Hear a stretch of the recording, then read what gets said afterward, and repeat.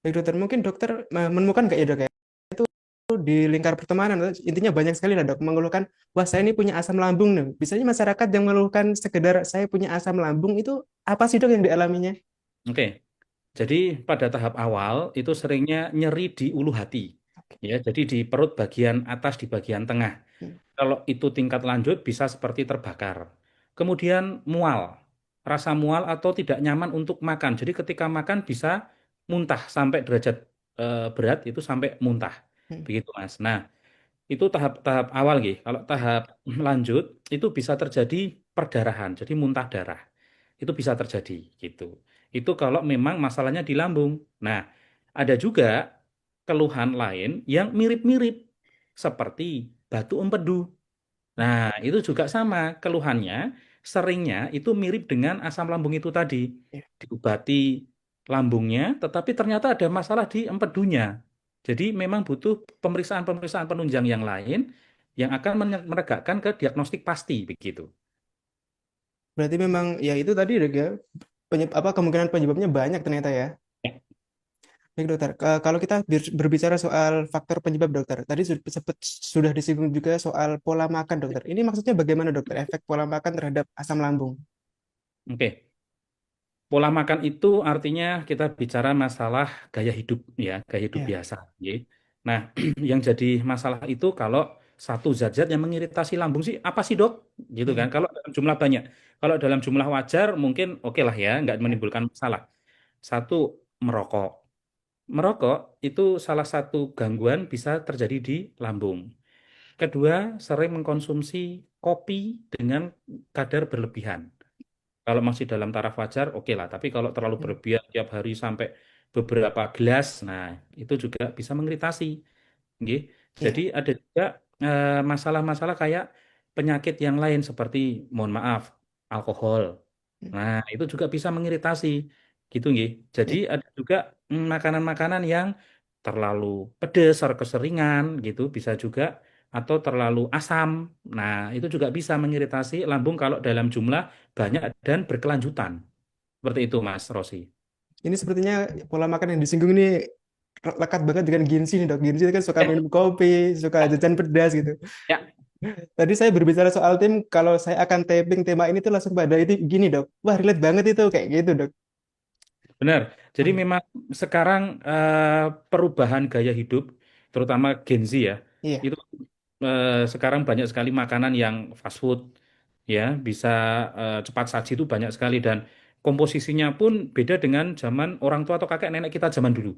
Hmm. Nah, itu juga harus diwaspadai gaya hidup seperti itu. Tapi tadi ditekankan oleh dokter bahwa dalam kadar normal itu masih aman ya dok ya. Ya, Dokter, saya ingin bertanya soal kopi, dokter. Kan kalau minum kopi itu ada yang kopi aja tanpa tambahan gula, tapi juga ada yang dikasih gula, krim, dan lain sebagainya. Apakah itu juga berpengaruh, dok? oke. Kalau pengaruh secara langsung itu tidak terlalu, Mas. Ya. Tapi kalau dalam jumlah banyak dan kontinu terus-menerus tanpa diimbangi ya kesehatan lambung itu sendiri, ya misalkan kurang olahraga atau hanya mau minum kopi tanpa mau makan sayur. Nah, itu kan terjadi ketidakseimbangan. Iya. Akhirnya walaupun nanti minum kopi yang aman buat lambung, tapi kalau nggak ada faktor yang mencegahnya, maka bisa jadi kalau jangka jangka panjang itu iritasi. Seperti itu. Baik, dokter. Kalau penyakit asam lambung itu biasanya terjadinya seketika aja, dokter. Apakah memang itu akumulasi dari jangka panjang sih, dok? Seringnya jangka panjang, karena lambung itu pada dasarnya dia merupakan organ yang kuat, dindingnya tebal, Hmm.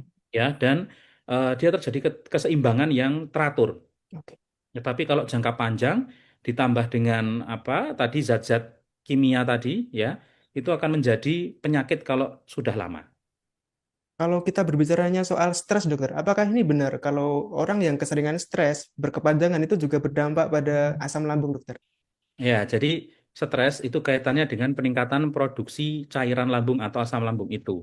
Ditambah biasanya nih, mohon maaf ya, orang kalau stres larinya ke makanan yang kurang sehat, ya, atau sering ngopi untuk pelarian stres, ngopi Hmm. bareng, ngopi sana sini, ngerokok sana sini, atau bahkan mohon maaf nih alkohol, ya kan? Jadi itu semua akan ngefek ya, berefek ke lambung juga pada intinya gitu. Oke, berarti memang benar-benar berpengaruh ya, Dok ya. Ya.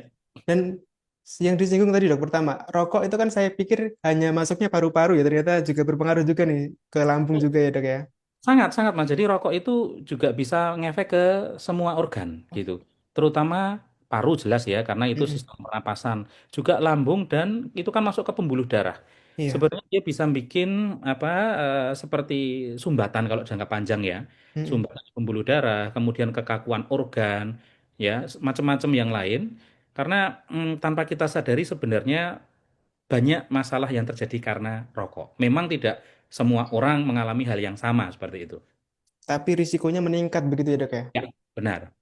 Masih terkait gaya hidup nih, Dok. Kalau saya tanya soal begadang, dokter, apakah benar itu juga berpengaruh, Dok? Begadangnya tidak, Mas, tetapi aktivitas ketika bergadang itu yang bikin Iya. masalah. Seperti Gitu. yang sudah disebutkan tadi, Dok ya. Nah, Kadang itu begadang juga itu sambil sama. ngopi dan sebagainya. Yes. Nah, itu begadangnya memang dia menurunkan sistem imun tubuh ya. Kenapa? Karena tubuh yang harusnya istirahat, sempat regenerasi sel, tapi karena diforsir untuk tidak tidur, tidur itu kan fase sel regenerasi Mm-mm. untuk memperbarui. Tapi ketika kita jarang tidur, maka tubuh juga ada kelelahan begitu. Ditambah apa yang kita lakukan ketika begadang. Nah, itu yang jadi masalah. Download Tribun X sekarang. Menghadirkan lokal menjadi Indonesia.